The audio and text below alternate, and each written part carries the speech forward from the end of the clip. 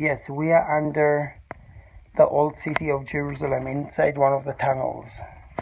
What I found here is something amazing. I found here fungus, mold. But this mold does not freak anybody. It's not like where we live, when people freak out for mold and they think that mold is like so bad for you, and that they freak out and they're willing to pay you lots of money in order to clear it. Look, ancient Jerusalem, under the walls, full of ancient fungus. This is amazing. If we're still alive, this mold cannot affect us so much.